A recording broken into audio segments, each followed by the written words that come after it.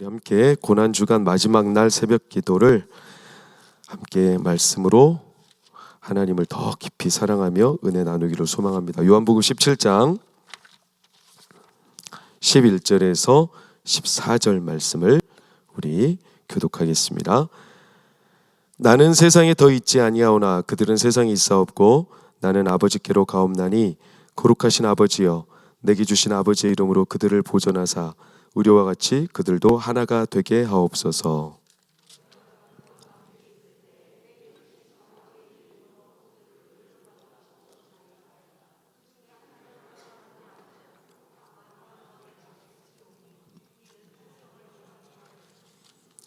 지금 내가 아버지께로 가오니 내가 세상에서 이 말을 하옵는 것은 그들로 내 기쁨을 그들 안에 충만히 가지게 하려 함이니이다.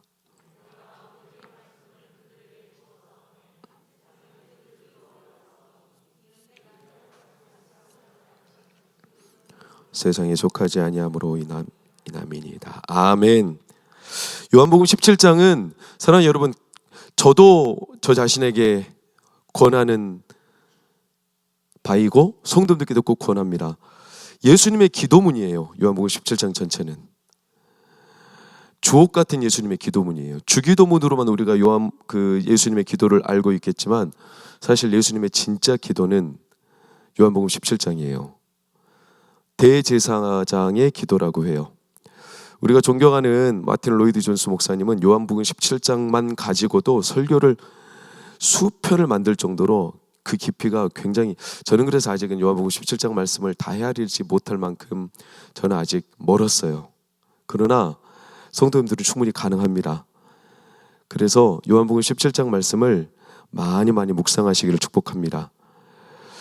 다른 거 거두절미하고 대제사장으로서 예수님께서 기도를 드리시는데 단도직입적으로 한번 여쭙겠습니다. 예수님이 기도를 하실 이유나 필요가 있을까요?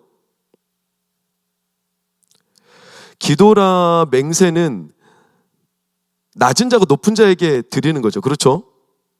내가 누군가에게 기도를 한다는 것은 내가 누군가에게 구할 게 있을 때 기도하지 않습니까?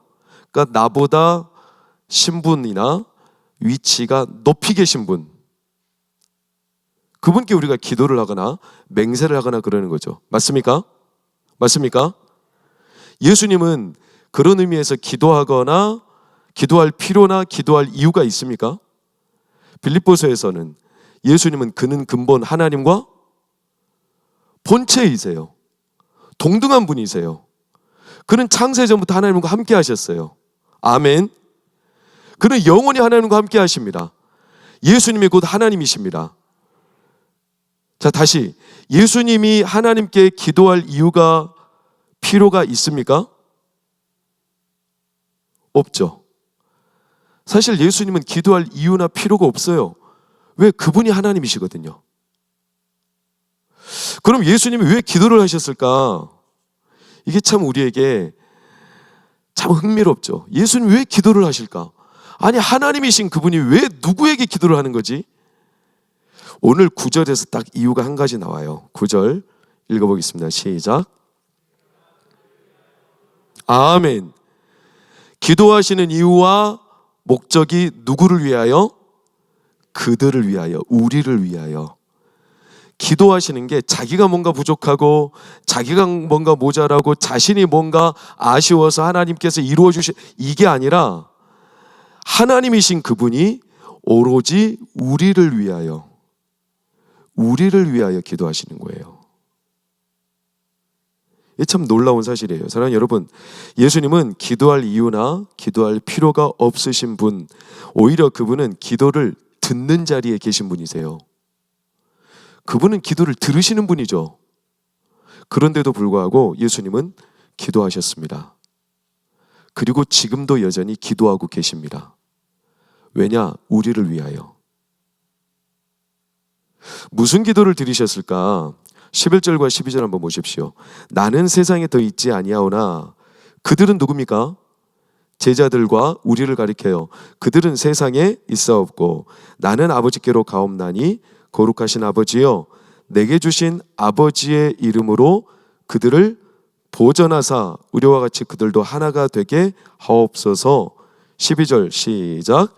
내가 그들과 함께 있을 때에 내게 주신 아버지의 이름으로 그들을 보존하고 지키었나이다. 그 중에 하나도 멸망하지 않고 다만 멸망의 자식뿐이오니 이는 성경을 응하게 함이니이다. 아멘. 그분이 무슨 기도를 드리셨냐면, 우리를 위해 무슨 기도를 드리셨냐면, 딱 한 단어로 요점만 말하면 제가 빨간색으로 표기해 놨어요. 뭘까요? 보존입니다. 보존. 보존이 뭡니까? 보존이라는 단어는 지킨다라는 단어예요. 지켜주십시오. 그를 유지해 주십시오. 다시 말하면 그들이 주기도문에서 나오죠. 다만 악에 빠지지 않게 지켜주십시오. 보호해 주십시오. 이것을 위해서 기도하신 거예요. 이 기도를 예수님은 지금도 하고 계십니다. 믿으시기를 축원합니다. 지금도 우리를 위해서 보존하기를 기도하고 계세요. 하늘에서. 언제까지? 예수님이 이 땅에 오시는 그날까지, 끝날까지, 마지막 때까지, 그때까지 우리를 지키고 파수하세요. 그것을 어려운 단어로 우리가 흔히 교회에서 뭐라고 말하냐면 중보라고 합니다. 중보. 우리를 지키신다. 우리를 끝까지 파수하시는 기도. 이걸 중보. 이 중보라는 의미를 조금 더 우리가 자세하게 살펴보려면 구약에서 살펴볼 수 있는데, 신명기 4장 42절을 한번 보실까요? 이는 과거에 원한이 없이 시작. 부지 중에 살인한 자가 그것으로 도피하게 하기 위함이며 그 중에 한 성읍으로 도피한 자가 그의 생명을 보존하게 하기 위함이라. 보존이죠, 보존. 자, 부지 중에 살인한 자, 이 사람은 고의적으로 살인한 살인자이지만 고의적인 게 아니고 부지 중에 우발적인 사고로. 그래서 이는요, 남에게 보복을 당해서 피 흘림을 당할 수밖에 없는 그런 아픈 현실. 이게 이제 도피성 제도잖아요. 우리가 흔히 알고 있듯이. 근데 이런 사람을 보호하는 제도가 있었어요. 왜냐? 이 사람은 죽이려고 죽인 게 아니었거든요. 근데 이런 사람에 대해서 혹여라도 사회가 그래도 나는 이걸 참을 수 없다 해가지고 똑같은 방법으로 그 사람을 죽여버리면 사회는 어떻게 될까요? 피해 보복이 일어날 겁니다. 계속적인. 이제 이유 불문하고 피는 피로 무조건 갚아야 되는 이런 엄청난. 근데 사람들의 심리와 사람들의 악한 본성이 절대로 내가 한 대 맞으면 한 대를 돌려주는 게 아니거든요. 한 대 맞으면 몇 대 돌려줄까요? 2대, 3대 돌려주거든요. 그러면 사실 이제는 어마어마한 피해 복수극이 이루어질 수밖에 없는. 그러니까 도피성 제도는 악을 최소화하며 부지 중에 살인한 자, 즉 그 사람의 죄가 죽임을 당할 만한 죄가 아님을 보호할 수 있는 장치들이 있었어요. 그게 이제 도피성이죠. 악의 순환을 끌어내기 위함이죠. 끊어내기 위함. 그들을 보존하기 위해서, 생명을 보존하기 위해서. 이걸 좀 더 자세히 살펴보면 여호수아 20장 1절에서 6절, 좀 길지만 한번 찬찬히 한번 들여다봅니다.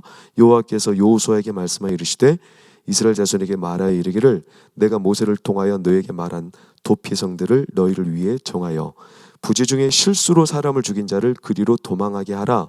이는 너희를 위해 피해 보복자를 피할 곳이니라. 이 성읍들 중에 하나에 도피하는 자는 그 성읍에 들어가는 문 어귀에 서서 그 성읍의 장로들의 귀에 자기의 사건을 말할 것이요 그들은 그를 성읍에 받아들여 한 곳을 주어 자기들 중에 거주하게 하고 피해 보복자가 그의 뒤를 따라온다 할지라도 그들은 그 살인자를 그의 손에 내주지 말지니 이는 본래 미워함이 없이 부지 중에 그의 이웃을 죽였습니다. 이해가 되시죠? 그래서 이를 받아주고 6절이 이제 중요해요. 읽어보겠습니다. 시작. 그 살인자는 회중 앞에 서서 재판을 받기까지 또는 그 당시 대제사장이 죽기까지 그 성읍에 거주하다가 그 후에 그 살인자는 그 성읍 곧 자기가 도망하여 나온 자기 성읍 자기 집으로 돌아갈지니라 하라 하시니라. 아멘. 중요한 것은 빨간색으로 표현했어요. 그 당시엔 누가 죽기까지? 대제사장이 죽기까지. 그때까지 이 사람을 보호하는 겁니다. 그 사람을 그때까지 보호해요. 그리고 대제사장이 죽으면 어떻게 돼요? 집으로 돌아가요. 참 이상하죠? 대제사장이 있을 때는 보호하고 있다가 죽으면 돌아가요. 왜 그럴까요? 대제사장이 그를 위해서 대속한 겁니다. 자기의 목숨으로. 대제사장이 일평생 사는 동안 이 사람을 오늘날로 따지면 그 사람의 신용을 보증한 거죠. 보증하고 있다가 대제사장이 죽으면 대제사장의 목숨을 그 사람의 생명값으로 대신하여 이 사람을 사면합니다. 그리고 이 살인자는 집으로 돌아가죠. 이게 도피성이에요. 이게 대제사장의 역할이에요. 대제사장. 그러니까 성경은요, 신약만 중보가 있는 게 아니라 구약에서부터 중보의 개념이 쭉 있어요. 성경 전체가 중보예요. 그리고 실제로 이 중보를 누가 완전하게 완벽하게 행하셨을까요? 예수님이 행하셨어요. 예수님이. 사실 예수님은요, 더 이상 앞서 말씀드린 것처럼 기도할 이유나 필요가 없으신 분이세요. 그는 그분의 공생애를 완벽하게 다 살아내셨어요. 손색감이 없을 정도로. 그래서 예수님이 오늘 요한복음 17장의 기도의 초반을 보면 그분이 얼마나 완벽하게 사셨는가, 자기 인생을 완성하셨는가를 기도문에서 적나라하게 말해주고 있어요. 1절부터 보실까요? 예수께서 이 말씀을 하시고 눈을 들어 하늘을 우러러 이르시되 아버지여 때가 이르렀사오니 아들을 영어롭게 하옵소서. 아버지를 영어롭게 하옵소서. 이 말은 쉽게 말하면 제가 모든 걸 다 이제 마쳤으니 아버지 뭘 받으십시오? 영광 받으십시오. 그리고 저도 이제 아버지 어떻게 해주십시오? 영화롭게 해주십시오. 3절을 보세요. 3절 넘기세요. 영생은 곧 유일하신 참 하나님과 그의 보내신 자 예수 그리스도를 아는 겁니다 라고 말하면서 4절 아버지께서 내게 하라고 주신 일을 내가 어떻게 하여? 이미 이루었다는 거예요. 예수님은요, 자신의 일을 다 이루었어요. 우리는 십자가 위에서 다 이루었다 말씀하는 것, 그 사실을 기억하고 있습니다.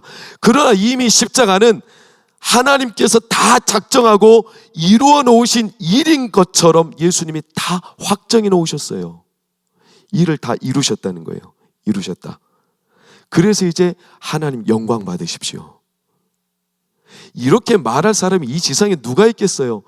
내가 아직 죽지도 않았는데 내가 모든 걸 다 이루었으니 이제 영광, 이렇게 말할 사람이 인류 인생 한 명도 없는데 예수님은 이미 그 인생을 통해, 공생을 통해 다 이루셨어요. 다시 말하면 그분은 하나님 앞에 완벽한 인생, 자신의 사명을 다 하셨어요. 그분은 하나님과 동등한 분이십니다. 그분은 하나님께 기도할 이유나 기도할 필요가 없으신 분이십니다. 그리고도 더 나아가 6절 7절을 더 보실까요? 세상 중에서 내게 주신 사람들에게 내가 아버지의 이름을 나타내었습니다.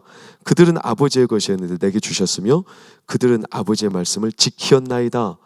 그들 제자들조차도 이제는 예수님이 다 이루셨다는 거예요.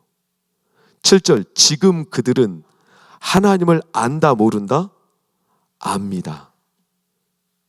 이제 예수님이 다 하셨다는 거예요. 다 하셨습니다. 그럼에도 불구하고 자신의 공생애를 다 마치고 사명까지 다 마치셨음에도 불구하고 예수님은 여전히 멈추지 않고 계세요. 뭐를? 기도를. 중보의 기도를. 왜요? 다시 말씀드리지만 우리를 위하여. 그래서 15절을 보실까요? 15절 다 같이 시작.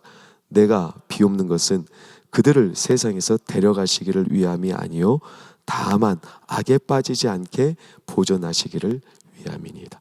내가 비옵는 것은 다만 그들을 위하여, 그들을 보존하기 위하여 비옵는 겁니다. 사랑하는 여러분, 얼마나 위로가 됩니까? 얼마나 소망이 됩니까? 이게 예수님의 중보예요. 예수님의 중보는 십자가 위에서 가장 두드러지게 드러났죠. 아시다시피 예수님은 십자가를 지시기 전 겟세마네 동산에 가셨습니다. 그러셨죠? 그곳에서 기도하셨습니다. 얼마나 혹독하게 괴로웠던지, 그 동산에서 기도하실 때 얼마나 괴로웠던지, 그만큼 중보가 괴롭다는 거예요. 기도 중에 가장 위대한 기도가 중보 기도거든요. 기도 중에 가장 탁월한 수준 높은 기도가 뭐냐면, 가장 깊은 기도가 뭐냐면 누군가를 위하여 중보하는 기도예요. 이게 제일 고단한 기도예요. 자기를 위한 기도는 솔직히 말하면 잘 됩니다. 근데 그것도 사실은 틀린 말이에요. 진짜 자기 자신을 위한 기도는 훨씬 깊어지면 깊어질수록 쉽게 잘 나오지 않습니다. 그럼 우리의 기도가 어떤 면이 쉽냐면, 뭐뭐 해주십시오, 해주십시오, 해주십시오, 이 기도는 잘 돼요. 대체로. 왜냐? 우리엔 간구하는 본능들이 있기 때문에, 소원의 본능. 그런데 내가 진짜 철저하게 미워하고 내가 기도할 마음조차도 없고, 또는 그 사람이 기도를 받을 만한 사람도 아닐 경우에 기도한다는 것은 진짜 어려운 일이에요. 중보기도는 대단한 일이에요. 그래서 예수님도요, 이 겟세마네 동산에서 굉장히 혹독하게 괴로우셨어요. 그래서 예수님이 제자들에게 뭘 요청하세요? 기도를 요청하세요. 놀랍죠? 예수님이 제자들에게 기도를 요청하세요. 뭐라고 하시죠? 내가 심히 고민하여 죽게 되었으니 여기서 나와 함께 깨어 있어라. 깨어 있어라. 그러나 아무도 깨어 있지 않았어요. 다시 말하면 아무도 예수님과 함께 힘을 더하여 기도하지 않았어요. 그만큼 중보기도는 어려워요. 그럼에도 예수님은 홀로 계신데도 제자들을 위해서 중보하셨어요. 심지어 어디에서까지 중보하셨을까요? 십자가 위에서까지도 중보하셨어요. 우리는 들어보신 적 있을 거예요. 십자가 위에서 예수님은 계속 기도를 읊조리셨어요. 기도를. 그 대표적인 기도가 시편 22편이에요. 시편 22편은 십자가 위에서 쏟아내셨던 말들이 고스란히 다 담겨 있어요. 그 위에서도 계속 기도하셨어요. 심지어 누구를 위해서까지 기도했냐면, 누구를 위해서까지 중보했냐면, 주여, 아버지여, 저들을 사하여 주옵소서. 자기들이 하는 일을 알지 못합니다. 심지어 누구까지 중보하시냐면, 자기를 향하여 비방하고 조롱하고 외면하고, 그리고 예수님을 못 박는 자들까지도. 이게 예수님의 위대한 중보기도예요. 사랑하는 여러분, 왜 십자가에 능력이 있는 줄 아십니까? 왜 예수님의 십자가에 능력이 나타나는 줄 아십니까? 딱 한 가지입니다. 우리의 모든 삶과 가정, 내 인생 전부를 무너뜨리고 완전히 파괴하는 무시무시한 죄, 이 죄로 인해서 우리의 삶에 고난과 저주와 사망과 죽음의 권세가 닥쳐와서 그 죄의 사슬을 끊을 수 없는 우리인데, 이런 우리를 예수님이 자신이 아니라 십자가 위에서 자신이 죽어가면서, 자신이 지금 혹독하게 시련을 당하면서, 자신이 그렇게 저주에 빠져 죽어가는 상황인데도 불구하고 자기 자신이 아니라 남을 위하여, 우리를 위하여 중보하셨기 때문에, 어디에서요? 십자가 위에서. 십자가 위에서 우리를 위하여, 저주에 빠진 자들을 위하여 중보하셨기 때문에, 그래서 십자가에 능력이 있는 거예요. 십자가에 왜 능력이 나타나냐면, 누군가를 위해서 중보하기 때문에 그래요. 중보하기 때문에. 그래서 능력이 나타나는 거예요. 십자가는 그래서 우리에게 죄에서 의로움으로 우리를 바꾸시고, 사망에서 생명으로 우리를 끄집어내시는 겁니다. 저주의 사슬을 끊고 복된 하나님의 인도하심으로 바꾸시는 겁니다. 어둠에서 빛으로 이끄시고요. 할렐루야. 이것이 중보의 능력이에요. 그래서 십자가에서 능력이 나타나는 거예요. 사랑하는 여러분, 십자가를 경험하길 원하십니까? 십자가를 경험하길 원하십니까? 오늘 설교의 제목인데요, 십자가를 붙드십시오. 십자가를 붙든다는 게 뭔 줄 아십니까? 십자가를 붙든다는 건요, 중보의 기도를 드린다는 걸 말해요. 십자가를 붙든다는 건요, 누군가를 위하여 예수님처럼 중보의 기도를 드린다는 걸 말해요. 그게 십자가를 붙드는 거예요. 예수님의 중보하심을 믿는 거죠. 아, 십자가 위에서 저렇게 누군가를 위해서 기도하면 살아나는구나, 사람이. 자기가 죽어가면서도 기도하면 하나님이 그 사람을 살리시는구나. 대제사장이 자기의 목숨을 담보로 하여 그 살인자를 보전하듯이, 십자가를 붙든다는 것은 내 목숨을 담보로 하여 예수님이 우리를 위해서 기도하시니까 우리가 살아나듯이, 아, 그렇구나, 이게 진짜 누군가를 위해서 내 목숨을 걸고 기도하면 하나님이 역사하시는구나, 이게 십자가를 붙든다는 거예요. 사랑하는 여러분, 이걸 예수님이 우리에게 본보이신 거예요. 예수님이 먼저 보이신 거예요. 십자가를 붙들어 십자가의 능력이 나타나는 게 바로 중보기도의 능력이에요. 사랑하는 여러분, 우리가 엄밀히 말하면 주기도문, 하나님, 예수님이 가르쳐 주신 주기도문대로만 기도해도 하나님은 역사하십니다. 우리의 기도의 방식과 기도의 내용이 주기도문대로만 따라가도, 요한복음 17장의 내용 그대로만 우리가 본받고 따라가도 하나님은 역사하십니다. 십자가의 능력이 고스란히 우리의 삶에 드러나요. 결국 예수님께서 십자가 앞에서 시험에 들지 않게 깨어 기도하라 말씀하셨어요. 우리에게 마지막으로 십자가를 지시기 전에 우리에게 당부하신 거예요. 시험에 들지 않게 깨어 기도하라. 그것은요, 제자들에게 자신을 위해서 중보하라는 게 아니었어요. 내가 심히 고민하여 죽게 되었으니 함께 깨어 있어라. 이건요, 나를 위해서 기도해 주라는 말이 아니었어요. 여러분, 이것은요, 제자들 서로가 서로를 위해서 기도하라는 거였어요. 왜? 시험이 올 거라는 거예요. 실족함이 올 거라는 거. 어제 말씀이잖아요. 제자들 안에 분열과 분쟁과 시험이 와요. 헬라어로 스칸달리죠. 실족함, 시험. 이 시험, 실족함은 예수님이 말씀하신 비유 가운데 밭에 뿌려진 4가지 땅 가운데 돌밭을 뜻해요. 돌밭. 돌밭에 씨가 뿌려졌으나 뿌리가 얕죠. 그래서 뿌리를 내립니까? 못 내립니까? 못 내려요.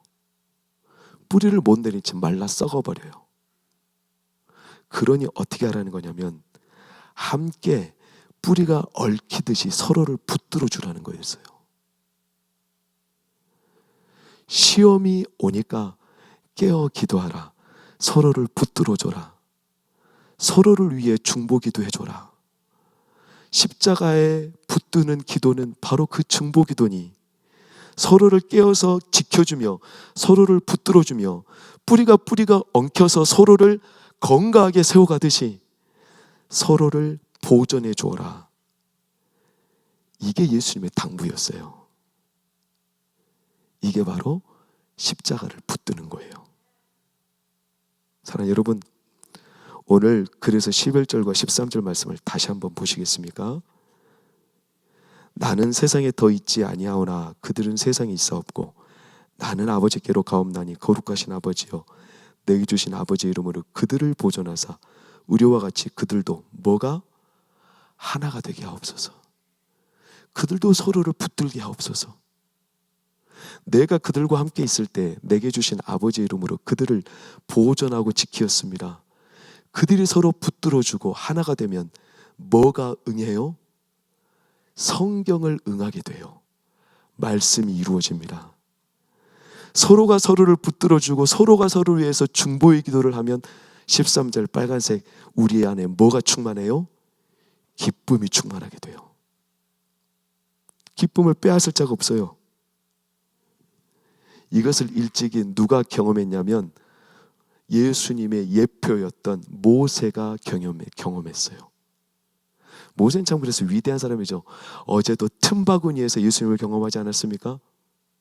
예수님이 이 중보의 능력을 모세도 경험했죠. 어디서?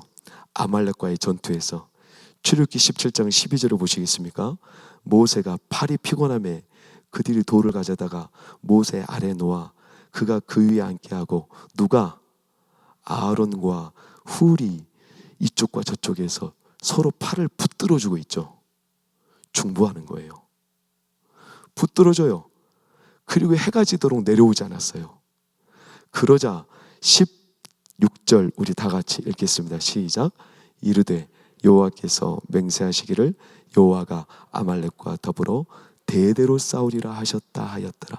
여호와께서 맹세라는 단어는 히브리어로는 원뜻이 뭐냐면 보좌, 하나님의 보좌를 말해요.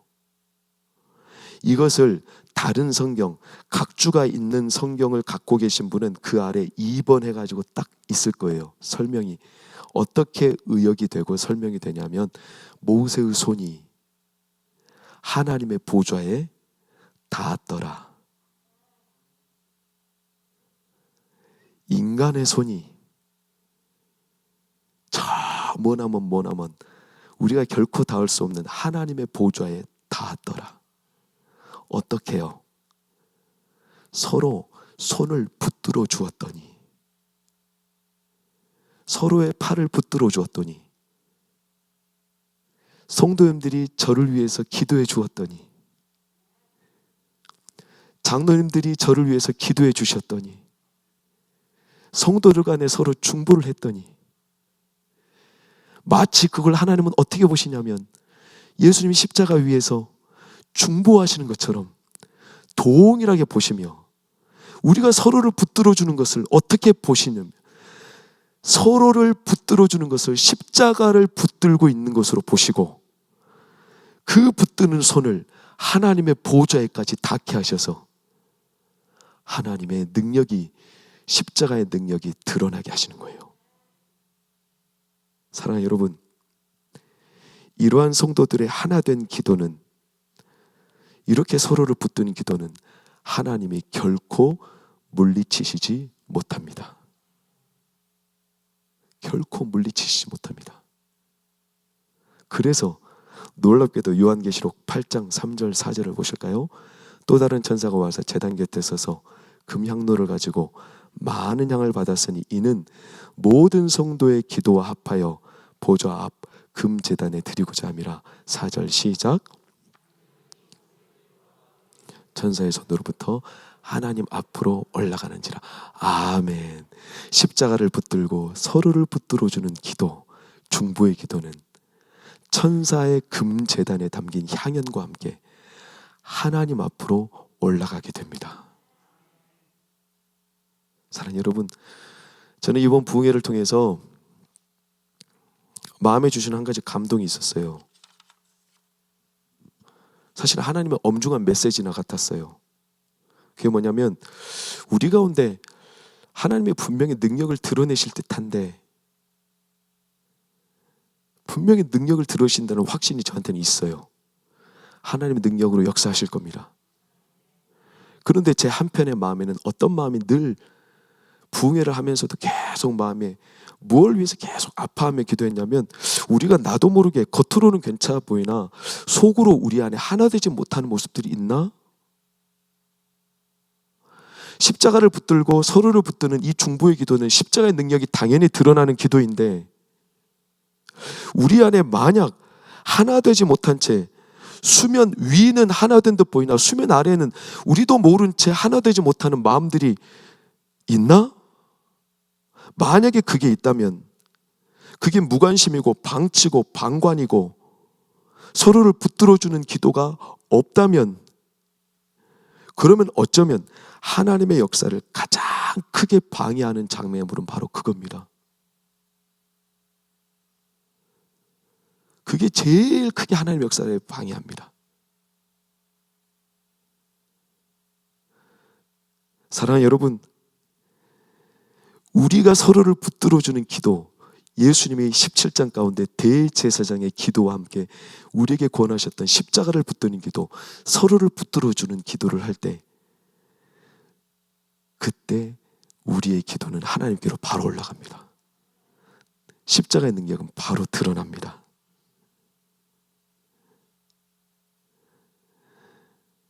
진짜 중보기도를 하는 사람들은 몸에 이상이 와요. 우리 권사님들이나 중보기도를 하시는 분들은 아실 거예요. 몸에 이상이 와요. 어떤 이상이 오냐? 어떤 아픈 이들을 위해서 기도할 때 그 아픈 사람의 환부가 자기의 환부처럼 아픕니다.